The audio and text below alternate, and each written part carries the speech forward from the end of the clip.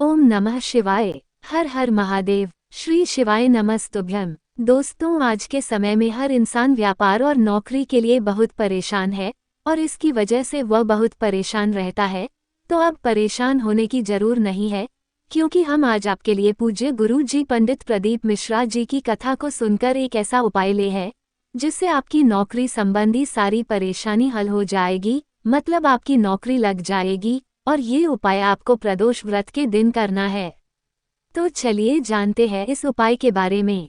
दोस्तों, स्वागत है आपका अपने प्यारे से चैनल सनातन की चर्चा में, जहां हम आपको बहुत अच्छी अच्छी बातें एवं आपके जीवन को सुंदर बनाने के लिए बहुत ही सरल उपाय बताते हैं। और ये उपाय हम पूज्य गुरु जी पंडित प्रदीप मिश्रा जी की कथा को सुनकर आपको बताने का प्रयास करेंगे। प्रदोष काल में त्रयोदशी तिथि पड़ते पर प्रदोष व्रत किया जाता है। हर महीने में 2 बार प्रदोष व्रत किए जाते हैं। पहला व्रत कृष्ण पक्ष में और दूसरा शुक्ल पक्ष में किया जाता है। ऐसे में 24 दिसंबर को दिसंबर माह और साल का अंतिम प्रदोष व्रत किया जाएगा। यह व्रत रविवार के दिन पड़ रहा है, इसलिए इसे रवि प्रदोष व्रत भी कह सकते हैं। पंचांग के मुताबिक मार्गशीर्ष माह के शुक्ल पक्ष की त्रयोदशी तिथि 24 दिसंबर को है। त्रयोदशी तिथि 24 दिसंबर 2023 को सुबह 6:24 से शुरू होगी और इसके अगले दिन यानी 25 दिसंबर 2023 को सुबह 5:54 तक रहेगी। पूजा का शुभ मुहूर्त 24 दिसंबर को शाम 05:30 से लेकर रात्रि 08:14 तक पूजा शुभ मुहूर्त करने का शुभ मुहूर्त है। यह उपाय आप अपनी किसी भी प्रकार की सरकारी या प्राइवेट नौकरी के लिए कर सकते हैं। अगर आप भी परीक्षा में पास नहीं हो रहे हैं, इंटरव्यू देकर थक चुके हैं और आपकी नौकरी नहीं लग रही है, तो आप प्रदोष व्रत के दिन प्रदोष काल में यह वाला उपाय करके देखें, आपकी नौकरी जरूर लग जाएगी।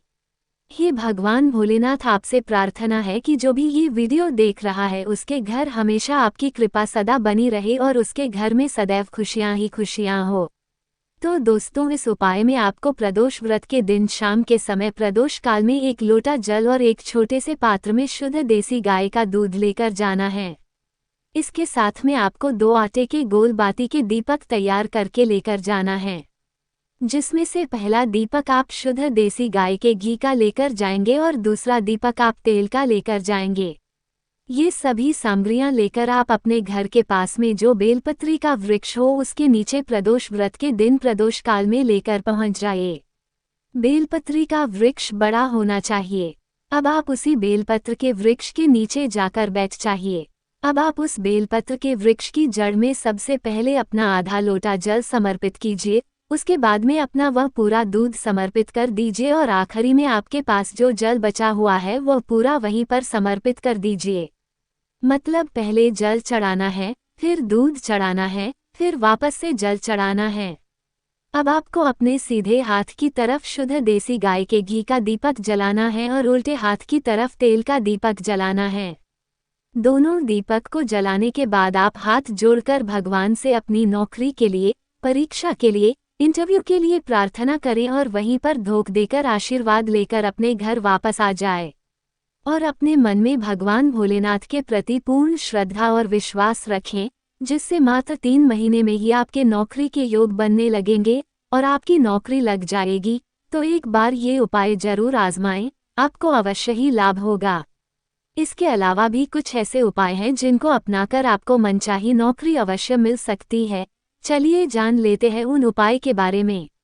माना जाता है कि जिसकी कुंडली में सूर्य की स्थिति मजबूत होती है तो उन्हें पद प्रतिष्ठा के साथ मान सम्मान मिलता है। ऐसे में आप कुंडली में सूर्य की स्थिति मजबूत करने के साथ आत्मविश्वास को जगाने के लिए रोजाना सुबह तांबे के लोटे में जल भर अर्घ्य दें। इसके साथ ही ओम सूर्य देवाय नमः का जाप करें। ऐसा करने से करियर संबंधी समस्याओं से निजात मिल सकती है। भगवान गणेश की कृपा पाने के लिए हर बुधवार के दिन गणपति की विधिवत पूजा करने के साथ दूर्वा अर्पित करें। इसके साथ नियमित रूप से पूजा करें। ऐसा करने से आपकी बुद्धि तेज होगी और नौकरी समस्याओं से छुटकारा मिलेगा। नौकरी पाने में किसी न किसी तरह की रुकावट आ रही है तो नियमित रूप से पीपल के पेड़ को जल अर्पित करें।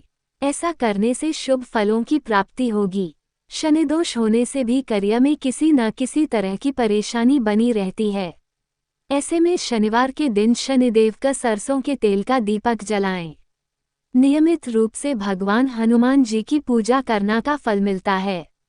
इसके साथ ही रोजाना हनुमान चालीसा का पाठ करें।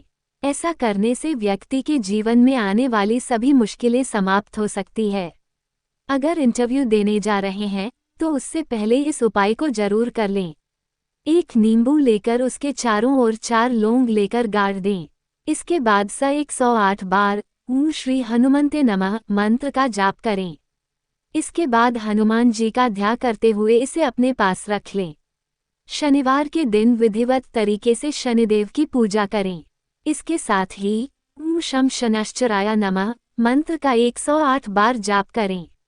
ऐसा करने से जीवन में आने वाली सभी बाधाएं दूर हो सकती है। रवि प्रदोष व्रत कथा के अनुसार एक गांव में अति दीन ब्राह्मण निवास करता था। उसकी साध्वी स्त्री प्रदोष व्रत किया करती थी। उसे एक ही पुत्र रत्न था। एक समय की बात है, वह पुत्र गंगा स्नान करने के लिए गया।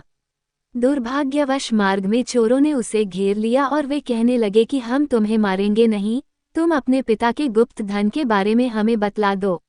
बालक दीन भाव से कहने लगा कि बंधुओं, हम अत्यंत दुखी दीन हैं, हमारे पास धन कहाँ है। तब चोरों ने कहा कि तेरे इस पोटली में क्या बंधा है। बालक ने संकोच कहा कि मेरी माँ ने मेरे लिए रोटियां दी हैं। ये सुनकर चोरों ने अपने साथियों से कहा कि साथियों, ये बहुत ही दीन दुखी मनुष्य है, अतः हम किसी और को लूटेंगे। इतना कहकर चोरों ने उस बालक को जाने दिया। बालक वहां से चलते हुए एक नगर में पहुंचा। नगर के पास एक बरगद का पेड़ था। वह बालक उसी बरगद के वृक्ष की छाया में सो गया।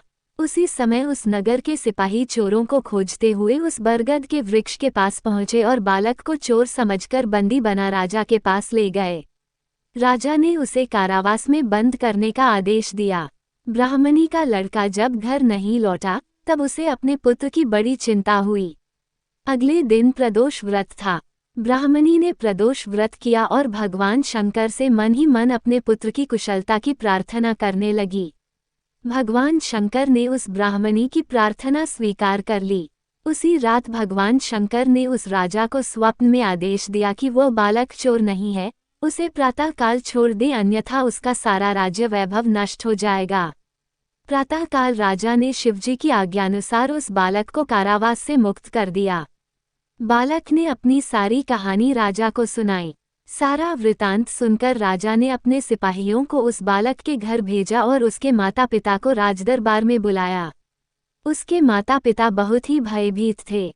राजा ने उन्हें भयभीत देखकर कहा कि आप भयभीत न हो, आपका बालक निर्दोष है। राजा ने ब्राह्मण को 5 गांव दान में दिए जिससे कि वे सुखपूर्वक अपना जीवन व्यतीत कर सकें। भगवान शिव की कृपा से ब्राह्मण परिवार आनंद से रहने लगा। अतः जो मनुष्य रवि प्रदोष व्रत को करता है वह सुखपूर्वक और निरोगी होकर अपना पूर्ण जीवन व्यतीत करता है तथा उसके जीवन में खुशहाली आती है। तो दोस्तों, अगर इस वीडियो में दी गई जानकारी आपको पसंद आई हो तो वीडियो को लाइक करें, कमेंट करें एवं ये जानकारी अपने दोस्तों के साथ शेयर करें ताकि उनको भी इसका लाभ मिल सके। और साथ ही कमेंट में हर हर महादेव लिखना ना भूलें। हर हर महादेव।